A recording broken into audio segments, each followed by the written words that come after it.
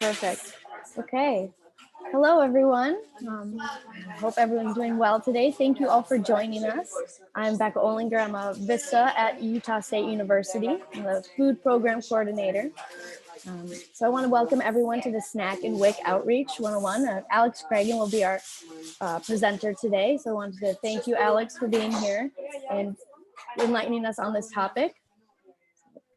Alex has been involved in issue advocacy and community outreach for over a decade. His involvement ranges from healthcare to public transport advocacy, and he graduated from Utah State University with a degree in political science in 2011. So Alex, thank you so much for being here, and take it away.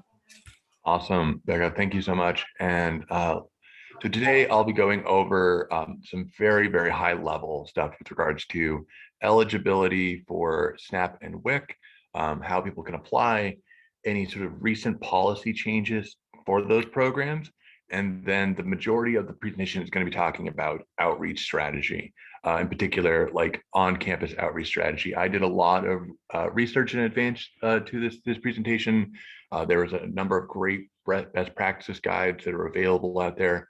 If you're looking for more information like that, I highly recommend our colleagues at Hunger Free Oregon. They have some great information out there. Some of it's based on their work. There's also campuses in Florida and Indiana and Ohio that have some great best practices guides out there for outreach around programs like federal nutrition assistance. But we'll go ahead and get started, and I'm going to start sharing my screen. Okay, now I've got to move my taskbar here so that I can actually go to the slideshow thing. There we go. Awesome. So again, Alex Cragun, Utahns Against Hunger. Our mission is to increase access to food through advocacy, outreach, and education. I do a lot of our outreach stuff around federal nutrition programs, as well as manage our day-to-day stuff around state legislative issues. Today, we'll be going, so why am I here? So over half of US college students experience hunger while in school. If you were part of that presentation earlier this morning, you would have seen that almost, I believe it was 41% of university and college and training students experience food insecurity while participating in school within this last year. So there's a lot of information out there about that, and we're looking to publish the results of that later this month. Many students don't realize they how to get help, or may not realize that they qualify for programs, and so this presentation is designed to give you the tools and resources to help students navigate the system around federal nutrition assistance. So there are a number of federal nutrition programs here. I'm just listing out a majority of them. The ones we'll be going over today is the SNAP program and the WIC program. And there's some other ones here. And if you have any questions about those, I can speak into more detail afterwards. But today we'll be focusing on just those two. So SNAP is a monthly benefit that is loaded onto an electronic benefits card. In order to be eligible for the program, you have to be under 130% of the federal poverty level. You have to have certain asset requirements, and you have to meet some other qualifiers with regards to immigration status or citizenship status. See here, so what can and can't be purchased with SNAP benefits? So unprepared foods, seeds and plants for our garden are typically what you can purchase with SNAP benefits. What you can't purchase with SNAP benefits are, of course, alcohol and tobacco, non-food items, cat food, dog food, and then hot prepared food. So you can't go to like a Wendy's or an Arby's to purchase food there. There are some states that allow that. Utah is not one of them. When it comes to eligibility, as I mentioned earlier, someone has to make under 130% of the federal poverty level. For an individual, that's $1,383 a month, and that increases by about, I want to say, $480 per additional household member. And I'm happy to provide you with a larger scale of that income eligibility. In terms of assets, There is an asset limit for individuals applying for SNAP, and that's $2,250. These are things that they have that they own and have access to sell. There are two major exemptions to the asset count if they own their home, or if they say they're living in, say, a camper van or something like that. If they that is not considered countable. Also, any sort of cars that they may own are not considered part of an asset. What would be a countable asset are like savings accounts, stocks and bonds, trusts, those sorts of things. And then also part of the application is what expenses do they have as part of the household? Do they pay rent? What utilities do they pay? Do they have childcare costs? Do they have child support costs or alimony? Those sorts of questions are part of the application. Hey, So, Alex, yeah. sorry to cut you off here. I know you probably worked hard on this, but we can't, I think it's still stuck on the first slide. I'm sorry to cut you Interesting. off. No, I did not realize that. Thank you so much. Here, I'm going to, let's see here, stop sharing and start sharing. There we go. Is that it? Awesome. Okay. Yes, I think that looks better now. Okay. So here are the slides that you guys have all missed. Sorry about that.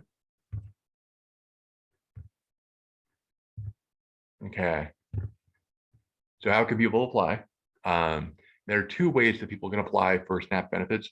One is online. This is what we recommend. This is the fastest way to do it, is to go online to jobs.utah.gov/mycase. Once someone submits that application there, they can immediately go and do their over-the-phone interview because it's instantly available to the Department of Workforce Services after they submit it. The other option, if they don't feel comfortable with the computer, or if they would rather fill out a paper application, they can request a paper application with the Department of Workforce Services. They can print one off from their website as well. Just be aware that paper applications do have a delay due to, having to mail it in or having to drop it off, and then having to have the Department of Workforce Services process that paper application. So again, we recommend online. So when it comes to SNAP eligibility for students, historically, there's been a fairly high barrier for students to accessing the program, especially if they don't have someone in their care. Typically, they have to meet work requirements, or they have to be participating in a work study program, as well as meeting those income requirements. However, the Biden administration and the Department of Education and the USDA have provided some temporary expansions with regards to student eligibility. So there are two expansions to that.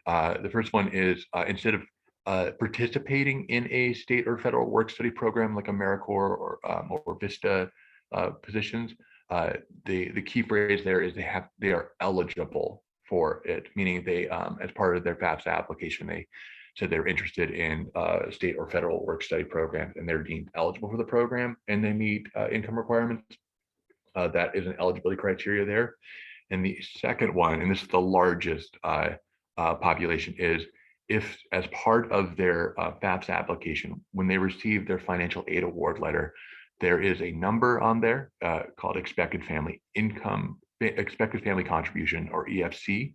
If that number is 0 on their FAFSA award letter, and they meet the income and asset guidelines for SNAP, then they are likely eligible for the program. Now, if somebody, say, applied for FAFSA this spring and they had some financial circumstances that have changed since then, they can go and reach out to the financial aid department at their university or their college, and they can get that information updated for their financial award letter, so they can then apply for SNAP benefits. I'm also happy to answer more questions about that process later on. So the process itself is you submit the application to the Department of Workforce Services.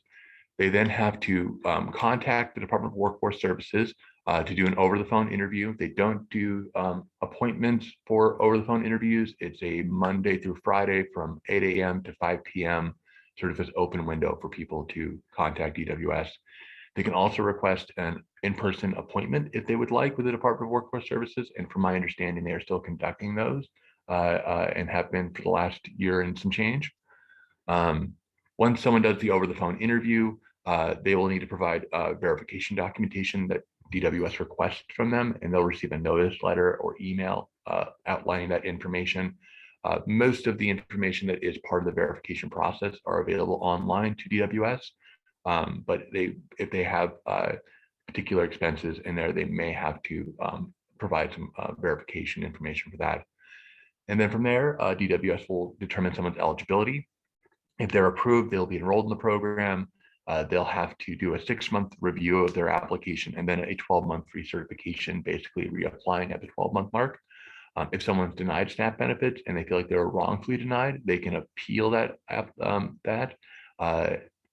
and then that will go to a council of individuals, and they will then determine whether or not DWS was correct or incorrect in denying them SNAP benefits. They will also receive a month's worth of benefits, and if they're, again, denied during that appeal process, they would have to pay that back. Okay. Some additional exemptions outside of that when it comes to those requirements for SNAP. These are a list of some of those that would include students. So if they are have a physical or mental disability, if they're caring for a child under the age of 6, they're caring for an incapacitated person. These are some of the exemptions for work requirements for the program once work requirements are reinstated sometime, I imagine, next year, depending on some federal legislation. Oh, I don't know how that got there. Next one is the WIC program. The WIC program was established in 1974 as to provide assistance to low-income women, infants, and children up to the age of 5 to increase nutritional meet additional nutritional needs. WIC is not just a benefits program; they also provide counseling with regards to breastfeeding, nutritional education, and referrals for other programs as well. With WIC, they have a higher income threshold. 185% of the federal poverty level is the cutoff for income. So for one adult, one child, that's $2,686. In order to apply, you have to go to wic.utah.gov. There is an online appointment scheduler there. There also is a great screener tool that they can use to determine if it's worth applying for WIC benefits. From there, they'll set up an online or in-person appointment with their local WIC department. There's a great directory on their website for what their nearest offices are. They'll meet with that WIC representative, discuss their needs, and then if they're eligible, they will receive an eWIC card, and then they will also be provided those additional services as part of their regular appointments with that WIC department. So when it comes to WIC as a program, instead of sort of a direct cash benefit, it's more of a certain amount of foods. In order to purchase and provide what is those WIC benefits, they have to have like a label on them that says WIC eligible. And this is sort of a breakdown of what those benefits look like. Again, it's a little more complicated. And one of the things I'd like to point out is during this last year, they have provided additional benefits for fruits and vegetables, and the amount is about $35 for households. And we've seen an increase in utilization as a result of that. Overall, as a trend, WIC benefits and SNAP benefits, as a state, we are a fairly low enrolled state when it comes to the program. For SNAP, that's about 70% of eligible households are enrolled in the program. And for WIC, it's even lower, and we've been seeing a downward decline in WIC enrollment. And so helping families with this program, especially because it's such a higher income threshold, is something that is helpful. And as I mentioned earlier, they are provided health screenings, counseling, and other referrals. As I mentioned, they're required to purchase WIC-approved foods, and they're usually somewhere on the labeling determining whether or not they're WIC eligible. And it's usually in the price point, sort of like label. Yeah. Oh, someone say something? Okay. So I mentioned earlier in the peak of the pandemic, roughly 1 in 5 households in Utah were food insecure. And this was based on a study done by Northwestern University in December of last year. Since then, we've seen a return to around the 8.4% that we were seeing prior to the lockdown. It's still about 1 in 10 households are food insecure in the state of Utah. But we're hoping that as time goes on, more individuals are enrolling in programs or receive higher employment, higher wages, and become more food secure as time goes on. I already mentioned this, Utah ranks in the bottom tier when it comes to enrollment. I believe we are the second lowest enrolled state of the 51 states in Washington, D.C. So when it comes to accessing SNAP and WIC, there are a number of barriers. People may not be aware of the program. They may not know they may be eligible. Applications are complicated and time consuming, and they may not have the resources and time to enroll in the program, or they may not have someone that is knowledgeable on the subject to sort of help them through that process. Finally, there's also a lot of stigma and fear around the program. Stigma in terms of applying for benefits. People have long associated stigma when it comes to applying for public benefits like SNAP and WIC.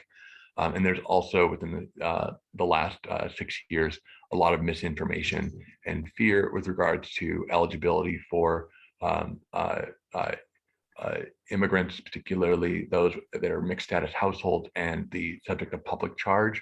Public charge is essentially when someone is applying to renew their visa or they're applying for citizenship. Part of that application was whether or not someone might have to receive benefits in order to maintain their residency here in the United States. During the previous administration, there was requirements that would be factored into their application. Since the Biden administration, that policy has changed, and they've returned back to what they refer to as the 1999 guidance. And some great information around public charge is available from our partners at Protecting Immigrant Families. And that's PIF.org is their website, or protectingimmigrantfamilies.org is their website. They've got some great information with regards to public charge and sort of the changes around that, and it's available in multiple languages. So when it comes to, now this is the meat of the presentation here. When it comes to outreach, there are a number of ways to sort of engage with people. And I broke it down into 2 categories. One is active outreach, and the other one is passive outreach. Active is you're going and you're talking to people, you're networking with people.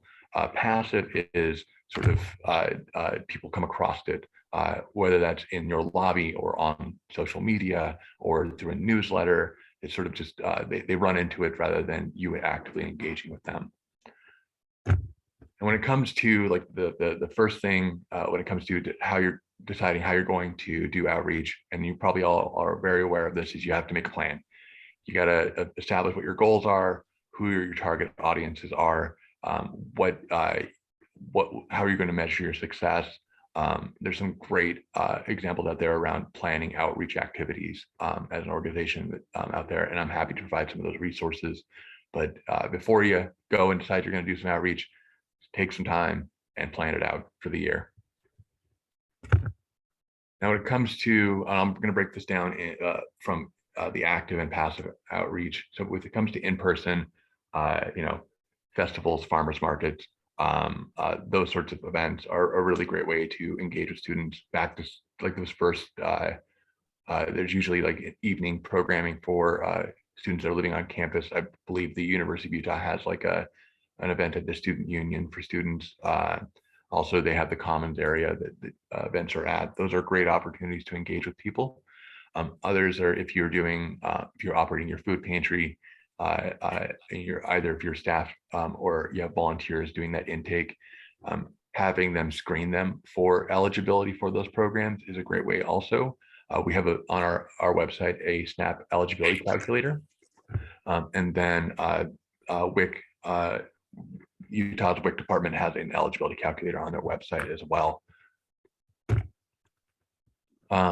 when it comes to on-campus resources, connecting with them and letting them know that you're there, that you have information and resources about better nutrition programs, and getting them sort of that information so that if they encounter students that are food insecure, that they them to your services.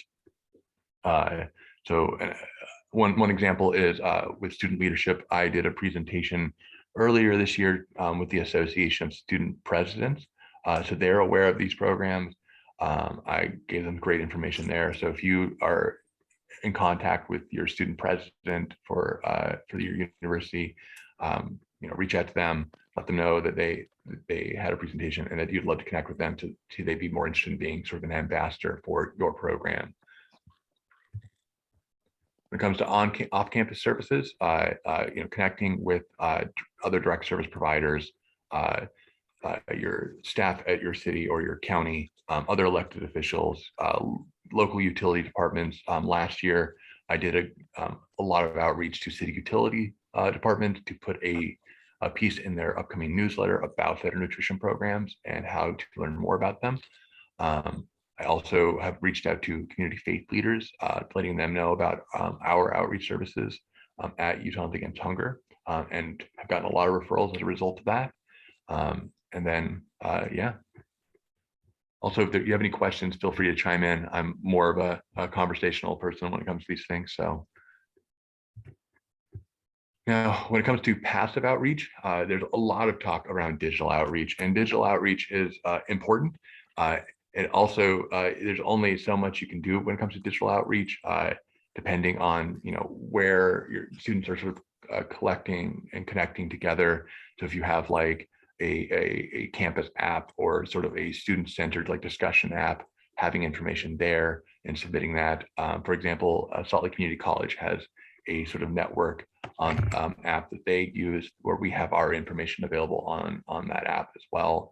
We also have information on Keys to Successes app. When it comes to Facebook, Facebook groups tend to be the best way to sort of connect with people. Usually there's mutual aid work groups that are now available out there that you can connect with. Others like city or county-based Facebook groups are a great way to engage with communities. But if you have student groups that gather there, or if you use Discord or something like that, or Reddit, being able to connect with students there is a great way. Media outreach. So local media outlets are more than happy to hear from pantries on what they're doing and what they are working on. So going and developing your relationship with your local TV reporters, your local radio stations, your college newspaper, or your city or your county newspapers, or even your regional or statewide papers are a great sort of return on investment. Reaching out to them saying, hey, we're the student pantry here at Salt Lake Community College. We'd love to let you know that we're opening another location, or we're providing outreach services for students. And we just wanted to make you aware of that and see if they want to do a story on it. Community newsletters, again, working with your city or your county on getting information out there that way is a great way. If you have a student newspaper, or if you have a department community newsletter, that's one great way of sort of reaching out to students and to faculty. Flyers and handouts.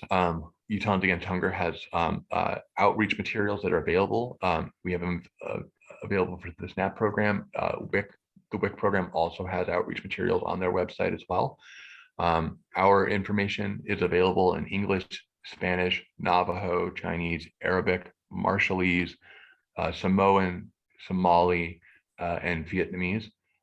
So if you are serving a specific student population, or if you know of a student group that you think would benefit from having that information, I'm happy to share that with you. We also have posters and flyers available on our website as well. And then distributing those out to departments, having flyers in financial aid offices is sort of a great way to have that passive engagement with students. One thing that during my research, I found was some really great examples of other ways to have general knowledge of basic needs. So one is a basic needs statement that is available from campuses. One example that I found was from Oregon State. Ohio has another one as well. And it basically outlines basic information about better nutrition programs and how people can access them. Those campuses encourage that faculty members include that as part of their class syllabus, as well as part of any sort of like new student orientation information.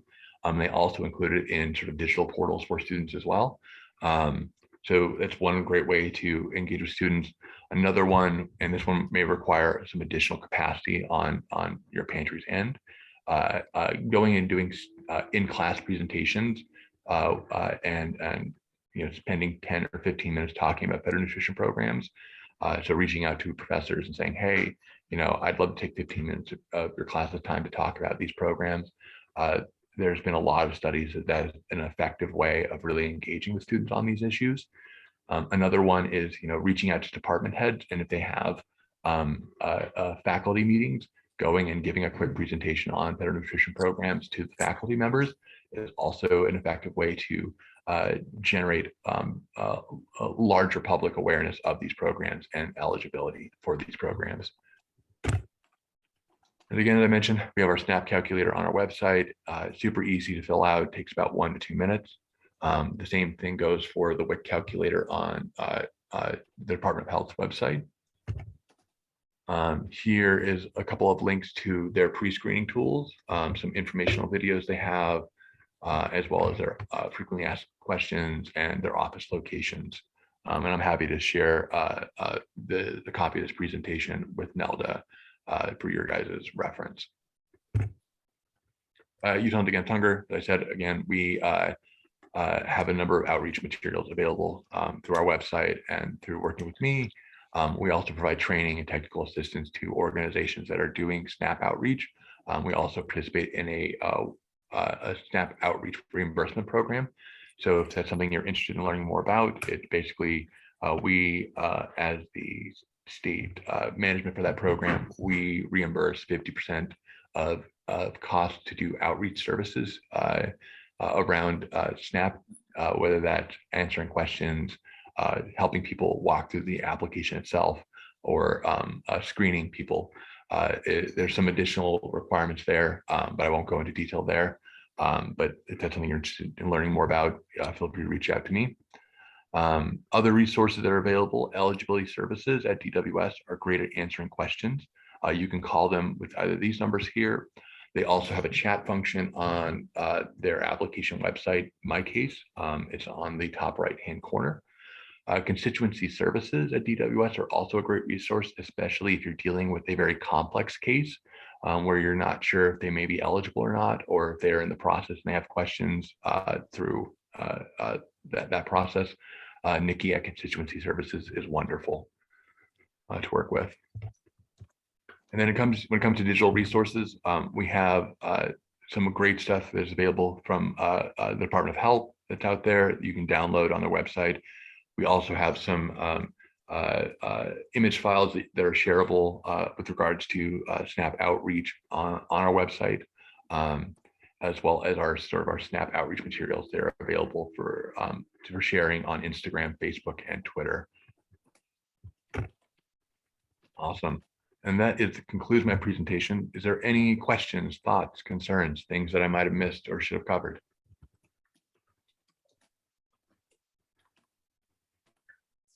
Awesome. Well, all right. Well, thank you all so much. Again, let me put in the chat my email address. Feel free to reach out. We have some great resources out there. And I'm also happy to connect you with a representative in your area if you'd like as well. Thank you so much, Alex, and thank you everyone for joining. We'll have another session starting at 11. We'll actually have 2 different sessions. You can choose between the 2 and hope to see you there. Thank you, everyone.